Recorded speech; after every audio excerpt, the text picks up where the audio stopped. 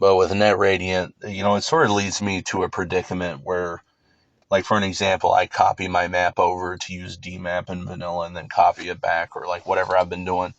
It sort of leads me to a predicament with that where, um, like if I did use dark radiant or whatever else, it would be, or vanilla radiant, it would just be purely to actually be able to access the light inspector, which I almost never have to do. And this is something else with it. It's like, why is this shit an answer that's not easy to find? So the light inspector is pretty much the easiest way to choose to make it like a fill light, like I said, no specular, no normal, no, or, no shadow volumes, whatever. Apparently that's the ideal way to pick the actual light source. Well, the thing is, if I wanted to make a light like that, or, mostly I've been trying to figure out how do you even adjust the brightness of the light, because, it doesn't even seem, I'm not sure it doesn't work like Hammer, or it doesn't seem to. Okay, well, what are the key values? I'll just put them in. Well, nothing says that. Doom 3, you're supposed to use the light inspector. Okay, well, so does that mean there aren't key values?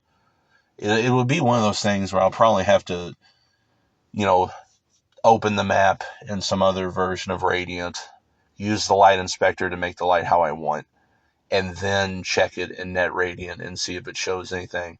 Sort of like disabling smart edit in Hammer Editor, which you rarely have to do. But I don't know. You would think that this would be something that would already have an answer.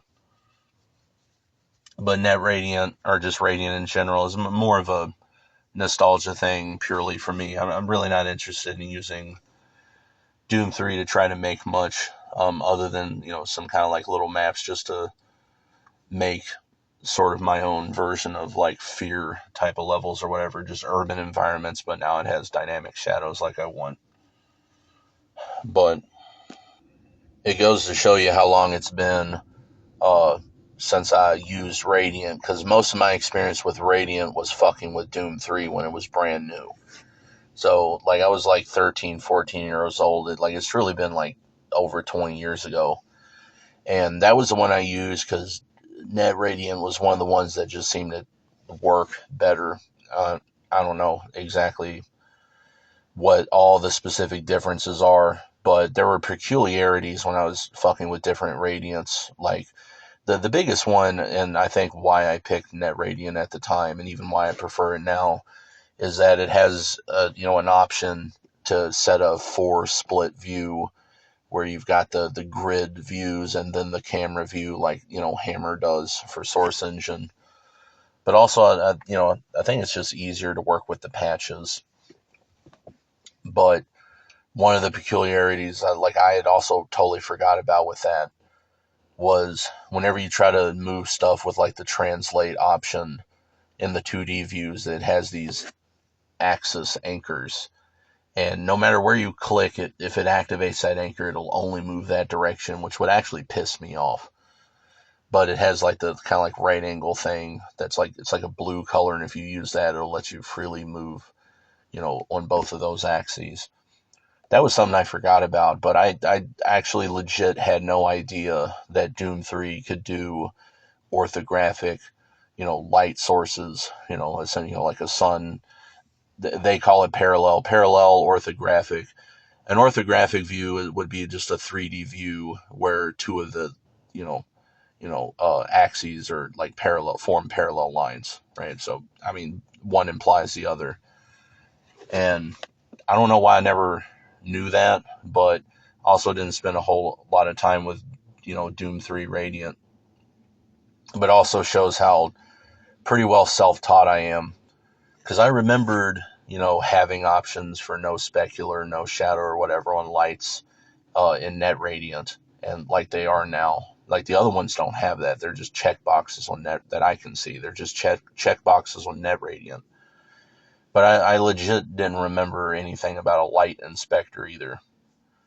But that's actually one of the reasons that I'll revisit information from the past, pretty consistently.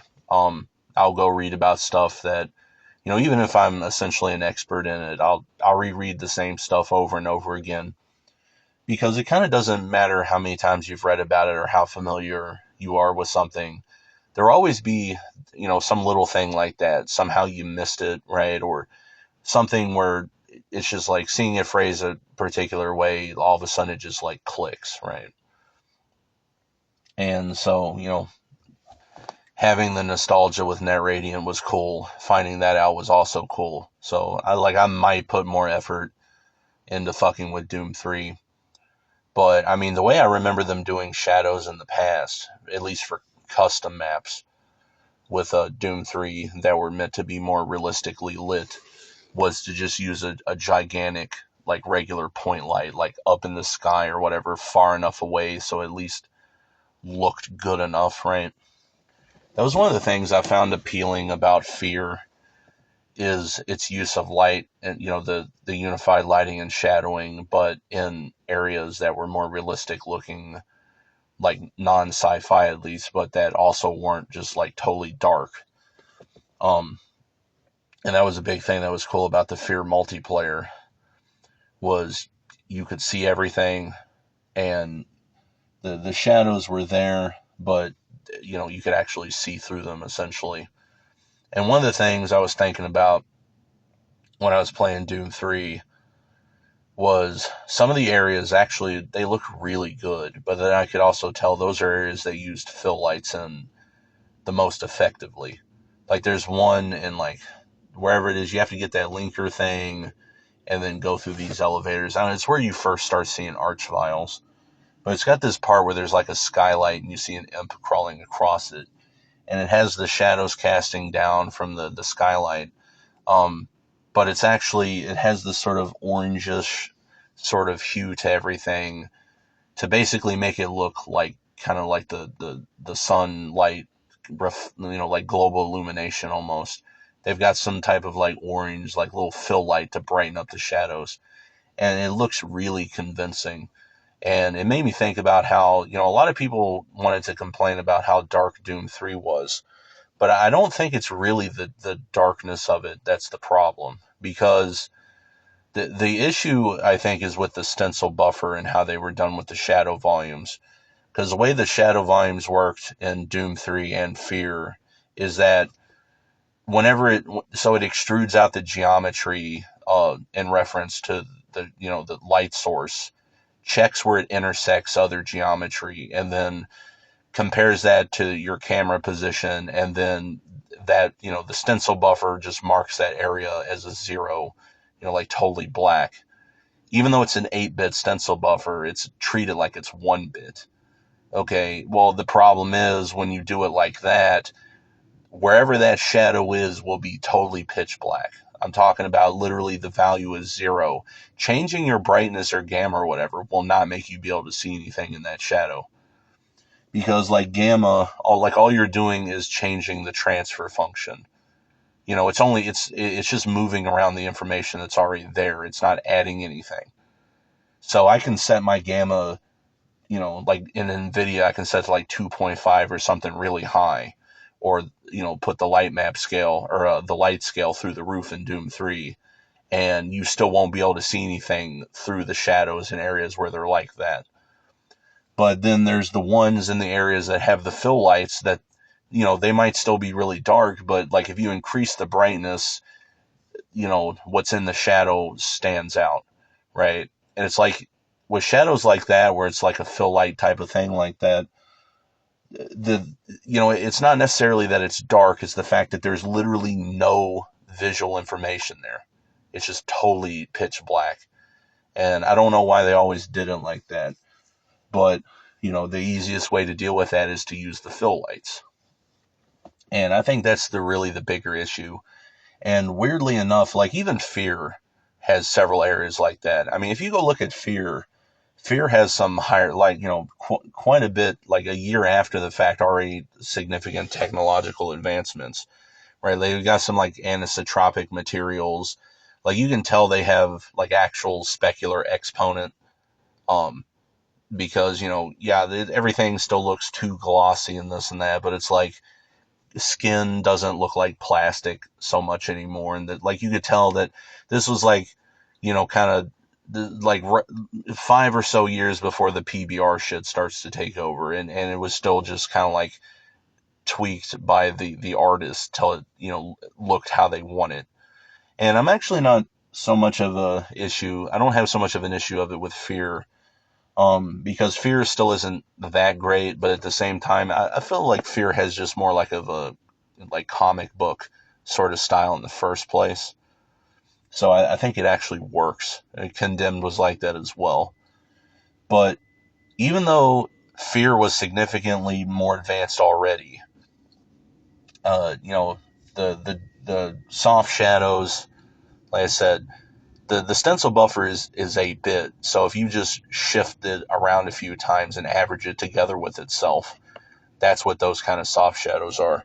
Just a reprojected stencil buffer. It's not new information, but I don't know.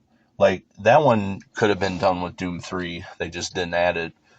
But with all of the advancements and just how much like the idea that Fear could come out a year after Doom 3 and look so much more better than Doom 3 as it did was just insane to me when I was like 14. But despite all of that, there's still a ton of areas in Fear where they have those fucking just pure pitch black shadows from the stencil buffer because there's no fill light to at least let you see the depth in that area. And the thing is, like, you can have really dark shadows, and if you put a fill light in there, it's like really low. If it's 0 to 256 or 0 to 255, like it could be like 16, or like it could be a really really dim sort of fill light, just enough so you can at least still see what's in the shadow, and it just makes it look phenomenally better. Now, some people said that John Carmack was making excuses with not giving a mounted flashlight by default in the original Vanilla Doom 3. That's not really an excuse, because as much as I've said about forward rendering, um, and well, with the way these deferred renders are, what's the problem with doing some extra passes? Well, the thing is, in 2004, the hardware was just barely able to handle it, and adding another diffuse specular, and all these other renderings on top of the current pass has already been done. It's not like you couldn't have. It's more like, did you want to play the game at 20 FPS or 5? Right? It's like something like that. Everyone is like too used to these super high frame rates, but I mean, I was happy to play the game at 20 FPS. And I mean, if they had a flashlight like that by default, well, I mean, if that was just how the game was, I guess I wouldn't have been worried about it. But if it had been an option, it would have been cool. I would toggle it just to see the difference, even if it made it 5 frames per second or whatever. But that's actually, yeah, that is why, because, your gun casts shadows, a dynamic light source or whatever, but so does the flashlight. It was just partly a performance optimization that created one of the best, like gameplay mechanics of all time, at least for Doom 3, in my opinion. Kind of proving that, you know, limitations breed creativity or whatever. But yeah, nowadays when you can run the game at 300 frames per second or whatever, at 4K or whatever, all right, yeah, fair enough. I get it seems like bullshit now, but how many of these motherfuckers were even alive when the game came out? But that is a factor with the whole fill lights thing. And so like if they wanted to cheat with soft shadows and just reproject the stencil buffer, I never understood why nobody ever just did that. Let's render out the scene with the shadows, and then take that very same, stencil buffer as like a mask to, basically kind of multiply the shadowed area with the original diffuse or whatever, just to have the shit there. Like it would add the information back and not be nearly as reduced as, performance as fill lights. Because even with a fill light where it's literally just there to give it a bit of, detail in the shadows, well, there's no specular, it's not casting a shadow or whatever, but it is still additional passes of additional computation that could either be way quicker or not even necessary in the first place.